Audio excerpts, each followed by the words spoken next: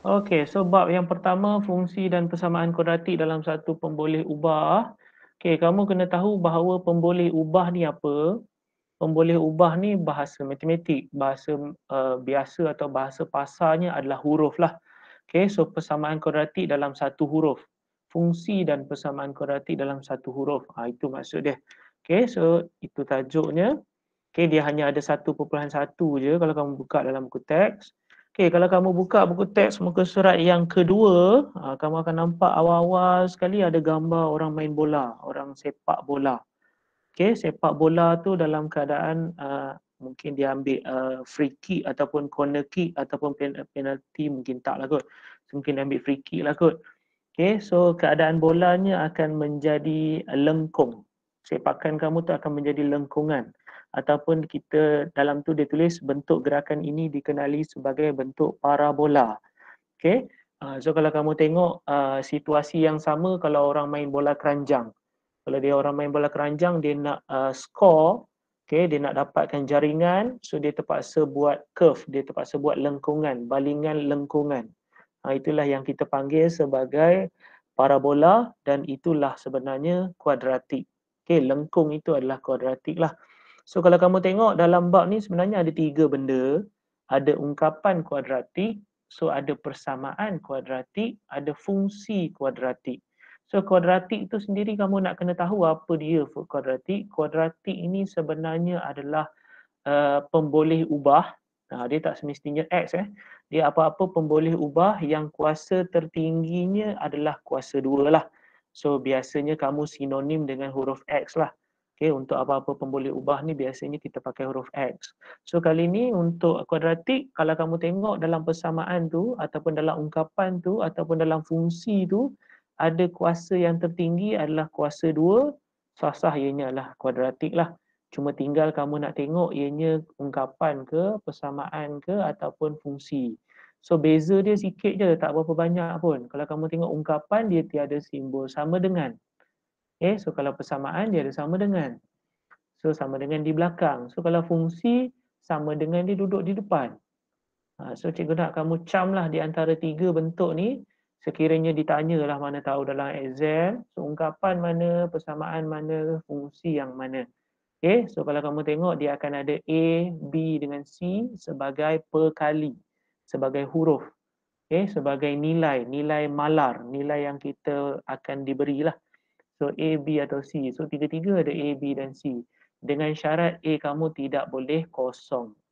Kenapa cikgu kata tidak boleh kosong? Ialah kalau kamu letak A kamu kosong, kosong darab X kuasa 2, so X kuasa 2 kamu tu dah hilang. So apa-apa nombor darab kosong dia akan jadi kosong kan. So X kuasa 2 kamu dah hilang.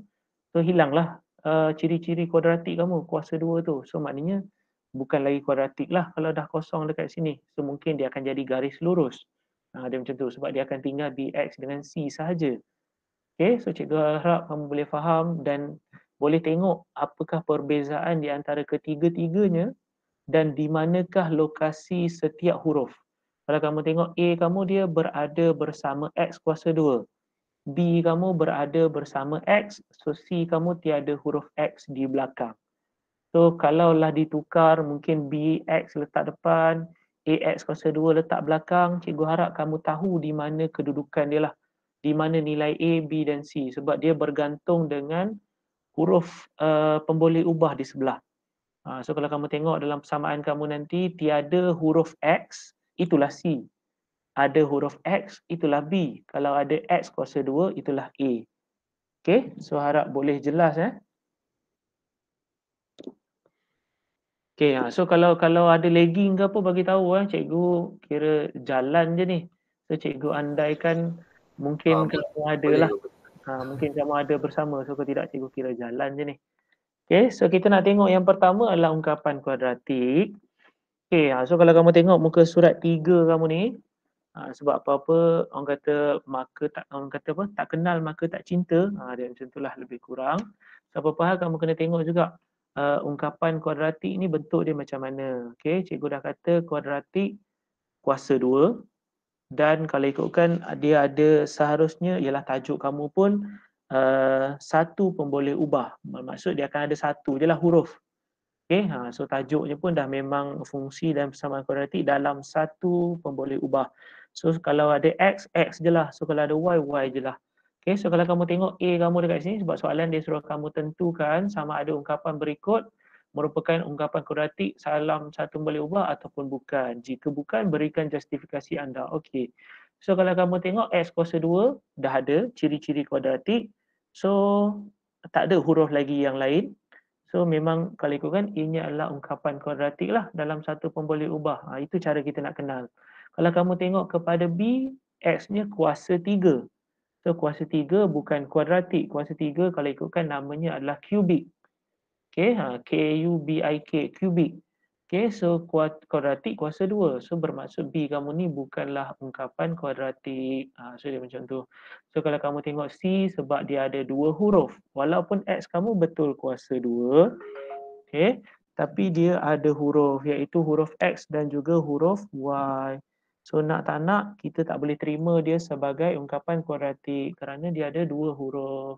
Okay, iaitu S dan Y. So untuk D, mungkin kalau kamu tengok dia macam, yalah cikgu dah kata persamaan kamu seharusnya panjang. Ungkapan kamu nampak ada A, ada B, ada C. Tapi sebenarnya dia tak perlu ada semua. Yang perlu ada sebenarnya cukup sekadar kuasa 2. So kuasa 2 kuadratik lah dengan syarat tiada huruf yang banyak. Maksudnya satu huruf sahaja. So kalau kamu tengok dekat sini, inilah A kamu. Iaitu A kamu 1/2. Kerana M kamu itu adalah huruf dan huruf yang tertingginya kuasanya 2. So B kamu di belakang kosong, C kamu di belakang kosong. Dia macam tu. Okay, yang tu kita akan tengok sekejap lagi. So untuk yang D, untuk yang D dah selesai. So untuk E, so kalau ikutkan dia bukan ungkapan kuadratik kerana terdapat kuasa yang bukan nombor bulat. Okey. Apa maksud dia kalau ikutkan ini pecahan di bawah. Okey, so ini pecahan di bawah. So kalau kamu nak jadikan dia bukan pecahan, X kamu ni akan dinaikkan ke atas. So kalau kamu naikkan X ke atas daripada kuasa 2, dia akan menjadi negatif 2. Okey, so harap kamu boleh faham. So 2X kuasa 2 tolak 3X kuasa negatif 2. Sebab cikgu naikkan yang bawah ni ke atas, so dia akan jadi 3X negatif 2. So bermaksud kamu ada 1 lagi 2, kuasa 2 dah betul, tapi tiba-tiba kamu ada kuasa negatif 2 di belakang. Okay, so bermaksud kamu ada 2 kuasa yang 1, 2, satu lagi negatif 2, so kalau ikutkan bukan kuadratik lah. Okay, walaupun dia adalah satu huruf. Okay, so untuk yang ni kalau ikutkan dia bukan kerana kuasa bukan nombor bulat. Samalah, maksudnya dekat sini tadi kamu ada kuasa negatif 2. So dekat sini kamu ada kuasa 1/2. 1/2 kalau ikutkan 0.5 lah. So X kamu dekat sini adalah 0.5. Okay, so kalau ikutkan kita tak boleh terima lah. So apa-apa kita akan cuba untuk cari kuasa 2, kemudian kuasa 1. Sebab kalau kamu tengok dekat sini dia seharusnya kuasa 2, kemudian ni sebenarnya kuasa 1. So ini tiada kuasa lah. Okey, ataupun kuasa kosong. Kuasa kosong nilai dia 1. So kena ada ikut turutan 2, 1 dan juga kosong.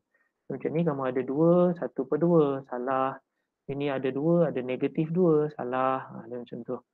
Okey. So kita nak tengok, kita nak kenal pasti mana satu A, B dan juga C. So kalau kamu tengok muka surat 4, boleh kalau kamu nak tengok muka teks pun boleh, nak tengok dekat slide cikgu ni pun boleh.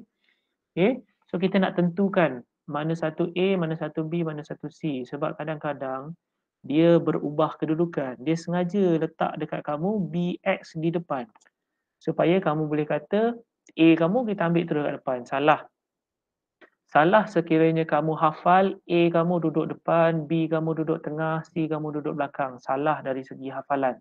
Okey, kita kena hafal A kamu ada bersama kuasa 2. Okey, B kamu ada bersama kuasa 1. C kamu yang tiada huruf. Itu yang kita kena hafal yang sebenarlah. Okey, so kalau kamu tengok kuasa 2 ada dekat sini, so A kamu memang bersama kuasa 2. So A kamu bernilai 2. Okay, so kalau ikutkan B kamu yang seharusnya berada di tengah dengan kuasa X-nya adalah 1. So kalau ikutkan dekat sini tiada X. So bermaksud B kamu kosong. So yang tinggal belakang ni lah, iaitu C. C kamu seharusnya nombor sahaja. Tapi jangan lupa bahawa Kalau ada simbol negatif, kena ambil lah negatif sekali. Jangan tinggal negatif dekat situ seorang diri. Salah. C kamu seharusnya adalah negatif 4. Okay, so macam tu. So untuk yang ni senang. A kamu 1/2. Okay, so B kamu yang tengah-tengah ni 5. So C kamu yang belakang lah negatif 3/2. Okay, so untuk yang ni sebenarnya nilai A kamu adalah negatif 1. Okay, negatif 1. 1 memang dalam kuadratik tidak ditulis. Okay, tapi kamu kena tahulah bahawa dia ada sebagai nilai negatif 1. So B kamu akan ada 1. So C kamu yang tiada huruf, kosong sebab dia langsung tiada di belakang. Ini pun sama, negatif 1, negatif 3, negatif 9. Jangan tinggal simbol negatif. So A kamu kali ni 1/2. So B kamu tiada di belakang, kosong. So C kamu di belakang pun tiada, kosong. Oh.